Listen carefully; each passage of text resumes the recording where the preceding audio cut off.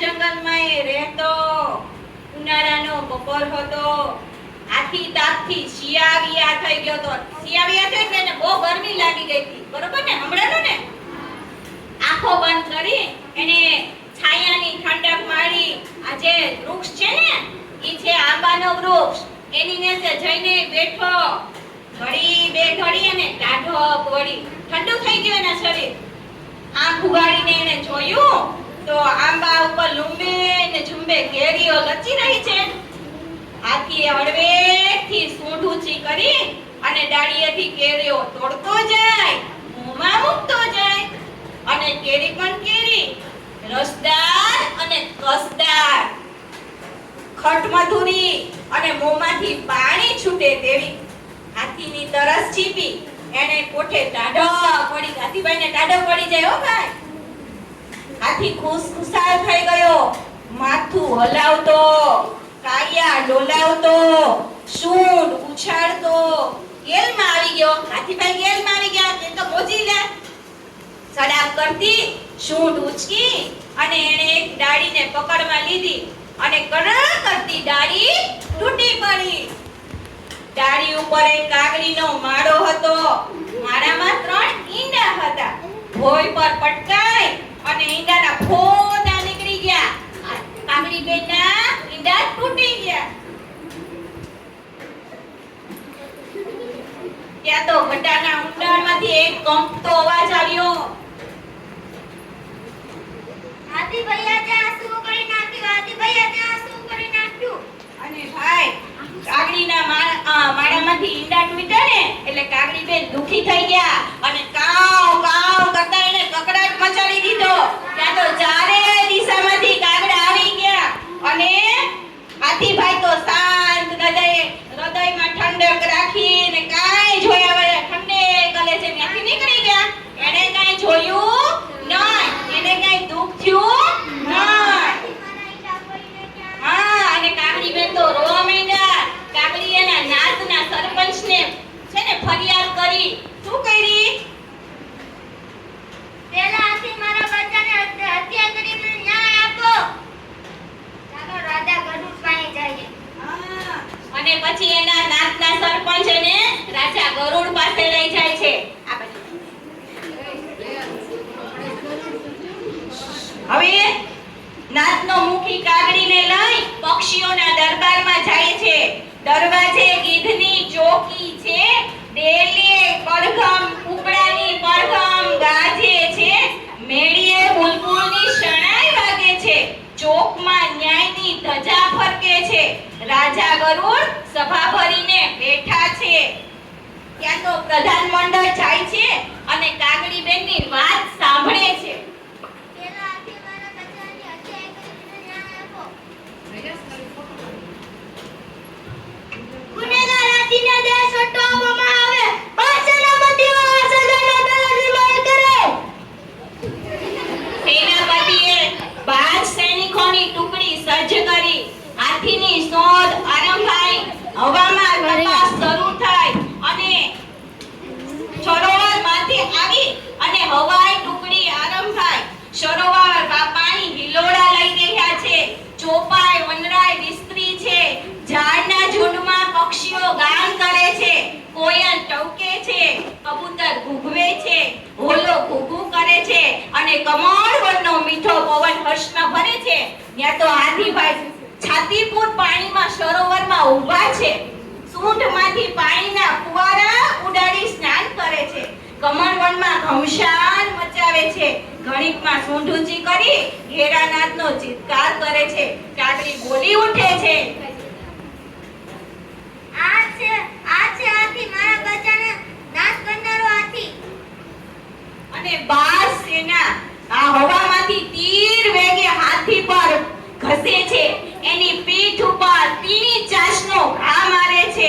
હાથીના રંગમાં ભંગ પડે છે. એ છડી ઉઠે છે. ત્યાં તો બાજ ટુકડી તેના પર ચારે બાજુથી હલ્લો કરે છે. ધમસપાર કરતા હાથી પાણીમાંથી બહાર નીકળે છે. ઊંચી સૂંઢે ઊંચી પૂંછડીએ નાસવા માંડે છે. બાદસેના પીછો પકડે છે. સામે માર્ગ ખુલ્લો છે. પાછળ બાદસેલાનો હલ્લો છે. હાથીનો કશો સહારો હાથી દોડ્યો જાય છે, હાફળો ફાફડો દોડ્યો જાય છે, હિંમત એકઠી કરી દોડ્યો જાય છે અને પાછળ બે માર કરતા આ બાજ સેના આવી રહી છે. લીલુડા વનની હદ પૂરી થાય છે. સામે ડુંગરની દિવાલ ફરે છે. ડુંગરની પેલી બાજુ ડુંગરની સાંકડી ગટારમાંથી હાથી બહાર નીકળી જાય છે અને હાથીને હદ પાર થાય છે. હદ પાર થાય છે એટલે જંગલમાંથી કાઢી નાખવામાં આવે છે. એવી જગ્યાએ મોકલે છે જ્યાં કાંઈ પણ ખાવાનું નથી, થોડું પાણી પીવાનું છે અને ભૂખો રહે એવી રીતે જંગલમાંથી બહાર કાઢી મૂકે છે. અત્યારે જ્યાં છે ને ત્યાં તો કાંઈ જ નથી, એને એવી રીતે એવા તડકામાં હવે બાવળનું ઝાડ હોય એવી રીતે એને બહાર કાઢી મૂકે છે. હાથી ભૈયા તને આ શું સૂઝ્યું? રોજ સવાર સાંજ પહેલા આંબાની ઘેરી ગટારમાંથી દર્દભર્યો અવાજ આવે છે. આ છે ધોળી કબૂતરીબેન અને ધોળી કબૂતરીબેનનો અવાજ છે. દરરોજ હાથીની એ ધર્મની બહેન હતી. કેવી બહેન હતી? ધર્મની. માનેલી બહેન હતી. હાથીબેન આ ભાઈબેન હતા. ભૈયાએ કરેલા આ અપરાધના એ ગમગીન હતી. એની હદપારીથી એ બેચેન બની ગઈ હતી. હર ઘડી મૂંગું કલ્પાંત કરતી હતી. દિવસો ને દિવસો આગળ જતા હતા. શું કરવું શું ન કરવું તે સૂચતું હતું નહીં. તમારા ભાઈને કઈ થયું હોય તો તમને તકલીફ થાય ને, એમ હાથીભાઈના ભાઈ છે અને કબૂતરીબેન છે એને તકલીફ થાય છે કે મારા ભાઈને આવી રીતના આવા હદપારું કેમ રહેવાઈ શકું. હવે એક દિવસ એને વિચાર આવ્યો. સવારનું પહેલું કિરણ ફૂટતા જ એ ઉડી નીકળી. વન વટાવતી, દિવાલ ઓળંગતી પોતાના હાથીભાઈની શોધમાં એ નીકળી હતી. આકાશમાં ક્યાંક જ પક્ષી નજરે પડે છે.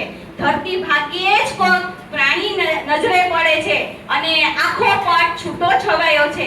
એકાદ પાતળું ઝરણું વહી રહ્યું છે અને એ ક્યાંક જ થોડા ઝાડ દેખાય છે અને એ ઝાડવામાં આછા અધૂરા છાયડામાં હાથી શરીર તૂટવાઈને હાથી તો ત્યાં સૂતો છે અને એને કંઈ ખાવાનું મળ્યું નથી અને ખૂબ પસ્તાવો કરતો હોય છે. અને ત્યાં જ એક કાંઈક ફફડાટ થવાથી હાથીભાઈ તો તૂટ્યું વળીને સૂતો હોય છે. એને કાંઈ ખાવાનું મળ્યું નથી એટલા દિવસથી, એટલે એકદમ સાવ તૂટ્યું વળીને પડેલો છે અને ઘેનમાંથી જાગે છે. ત્યાં તેને કાંઈક કોક આવ્યું એવો અવાજ થાય છે. હાથી ભૈયા હાથીભાઈ આંખ ઉઘાડીને ઊંચું જોવે છે કારણ કે કેટલા દિવસથી ખાધું નથી ને એને એના શરીરમાં જીવ નથી. સામે કબૂતરીબેન આવીને ઊભી છે અને ત્યાં જ હાથીભાઈ એવું કહે છે. કોણ મારી કપૂરી બહેન? હા, એના આંખમાંથી ગોળ જેવડા પાણી પડવા માંગે છે. કબૂતરી કહે છે, ભૈયા આનંદના આવેગમાં તું ભાન ભૂલ્યો ન કરવાનું કરી બેઠો. તારે મન તો હસવું હતું પણ પેલી બિચારી કાકડીના ઈંડાનો ખાણ નીકળી ગયો. બહેન તું દોરમાં ઉમે ભૂલ્યો. હસવામાંથી ખસવું થઈ ગયો. આજે એનો મને ખૂબ પસ્તાવો થાય. એ બહેન કાકડી મને માફી આપશે? હાથીભાઈને હવે ખૂબ પસ્તાવો થાય છે. એ માફી માંગવા માંગે છે પણ હવે તો એ હદ પાર છે. હવે એની વાત ગરુડ સુધી પહોંચાડે કોણ? તારા બાપનો તને પસ્તાવો થાય છે. પસ્તાવોમાં તારું અભિમાન ઓગળી ગયું છે. મારા મનમાં એક વિચાર આવે છે. હું પક્ષીઓના રાજા ગરુડ પાસે જાઉં અને તારા માટે દયાની યાચના કરું. સાચા દિલનો પસ્તાવો કરનારને જરૂર માફી મળશે. અને કબૂતરીબેન ઉડતા ગરુડ રાજા પાસે પહોંચી જાય છે. કબૂતરીબેન કહે છે, ગરુડ રાજા હાથીને ખૂબ પસ્તાવો થાય છે. એને તમે જંગલમાં પાછો લાવી દેશો? ત્યાં એને પસ્તાવો થાય છે? હા. તે હદપારથી સજા માફ કરી પાછો એને વનમાં બોલાવી લો. અને આમ હાથીભાઈની સજા છે ગરુડ રાજા માફ કરી દે છે. હવે હાથી પોતાના વનમાં પાછો ફરે છે. એના માથા પર ધોળી કબૂતરી બેઠી છે. હર્ષના ગીત ગાતી કબૂતરી પેલા આંબાની વાટે દોરે છે.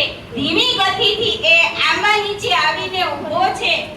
અને ધીમેથી સૂંઢ ઉચકે છે અને લાંબો ચિત્કાર કરે છે અને એ ચિત્કારથી આંબો ગુંજી ઉઠે છે.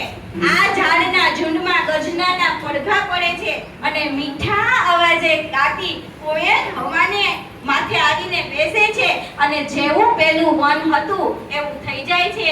આંબો પણ ખુશ થાય છે, કાગડી બેન પણ ખુશ થાય છે, કબૂતરી બેન પણ ખુશ થાય છે અને પેલા હતા એમ હાથીભાઈ પણ રહેવા માંડે છે અને એને પસ્તાવો થાય છે અને અહીંયા ફરીથી વનમાં આવી જાય છે ને વાર્તા અહીંયા પૂરી.